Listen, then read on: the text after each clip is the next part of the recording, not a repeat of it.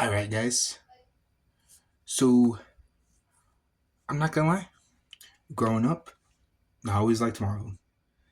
I didn't really care for DC. I wouldn't go that far. I like some things. I like the older Christopher Reeve Superman movies. I liked Teen Titans Go. Um, and I liked maybe one or two Batman movies. And that was really about it. That's all I liked when it came to DC. Marvel, I loved everything from like the MCU back then.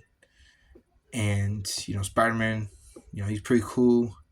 Captain America, Hulk, Doctor Strange, like I like them and stuff. DC, I just never really give a shit about.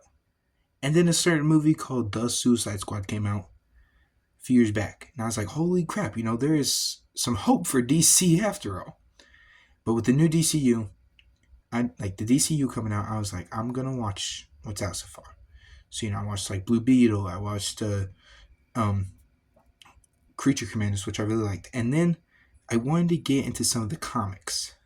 So back in October, I got the DC Compact comic, Batman Hush. And I finished it in a week. It's really good. It's manga size. It's like $10 and $13.50 Canadian dollars, but it's really good. Like the compact format is really good. Batman Hush, that's what this review is for.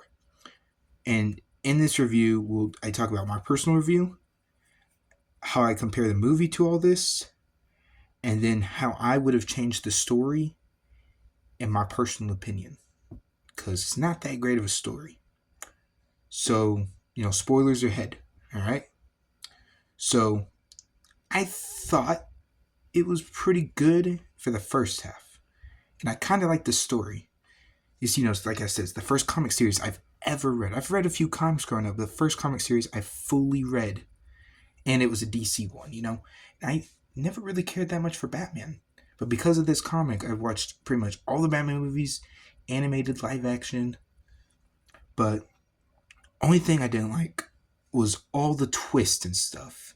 All the twists it had in the book, I didn't really like it. There's too many. The whole Two-Face, with Hush especially, it was like, at first it's like, oh, was it Two-Face? And then it was like, no, it's Jason Todd. And it's like, no, that was actually Clayface. And then, the real Hush at the end is Tommy Elliott, Bruce's friend. And then it turns out it was the Riddler behind it all and stuff. And let me see if I can find that page. But I just thought all the twists and stuff were so annoying, especially,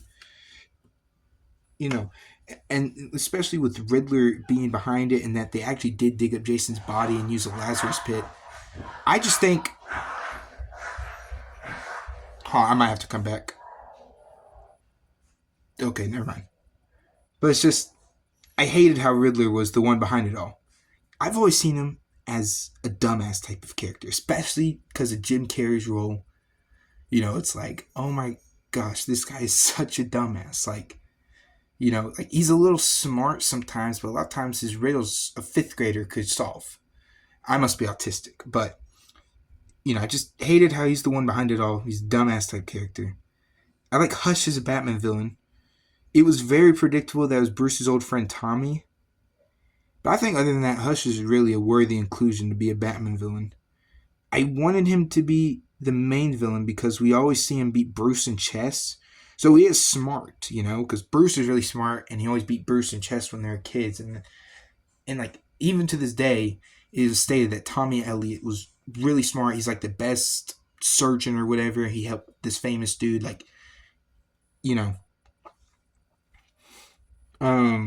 I did like all the other character cameos, like Superman, Crypto, Alan Scott Green Lantern.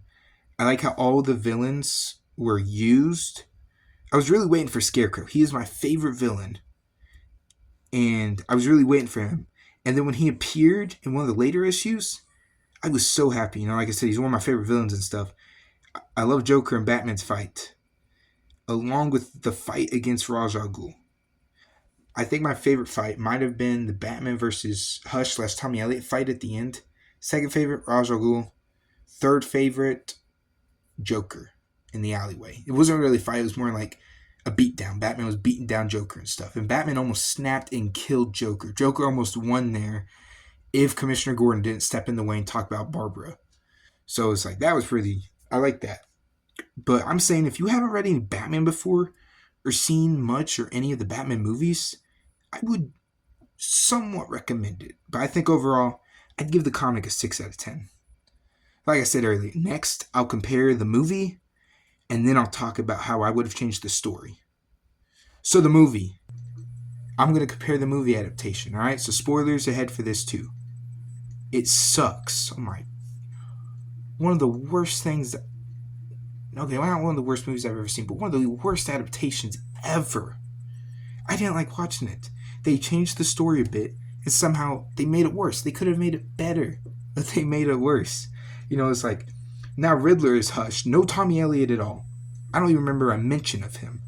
Batman and Catwoman break up at the end because of an argument, because Riddler got killed because of Catwoman. And it's connected to DCAMU. I'm not saying the DCAMU is bad, but it's just, for a comic like this, and if they wanted to improve it, they should have just made its own thing. And the reason I don't like that it's connected to the DCAMU is because they didn't have my favorite Robin, Tim Drake. I always heard stuff about Tim Drake, never really knew who he was. And when I read this comic, I was just like, I like Tim Drake, bro. You know, he's really smart, he's really cool and stuff, and the bow staff and stuff. Like, man, I like Tim Drake. He's my favorite Robin. But it's because the movie's is connected to DCAMU, they had to have Damian Wayne.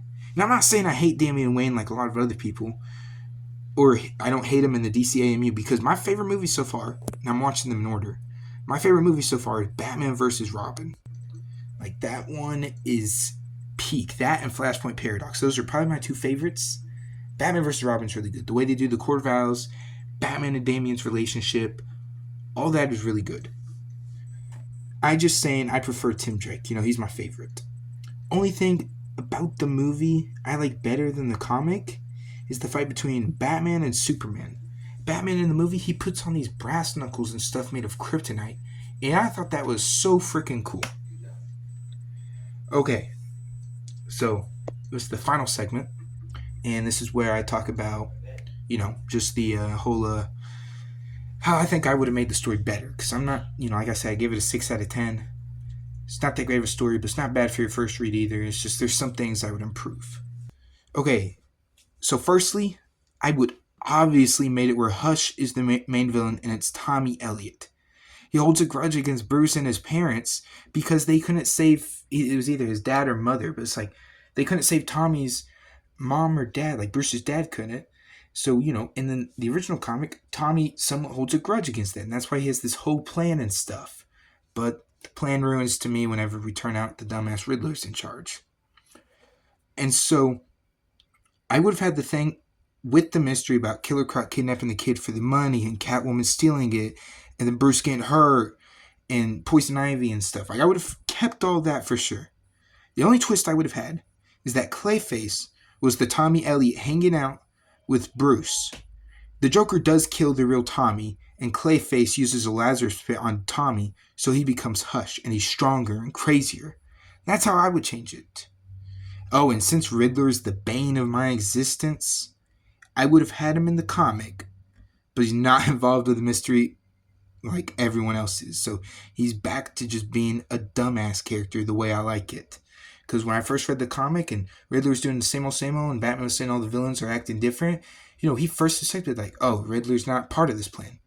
I'd keep it like that, but if they changed Hush and made it better, in my personal opinion, I would have just kept it like that, where Riddler is not a part of the plan at all, and he's just a dumbass doing his usual thing. Yeah. So that is my review on Batman Hush. Thanks for watching. Like and subscribe. Hope you like this DC Compact review. The next one, I just finished it 2 days ago, and I got it for Christmas. But the next video will be about All-Star Superman. So, you know, tune in, see what I have to say about that. You know, don't forget to like and subscribe. Thanks for watching.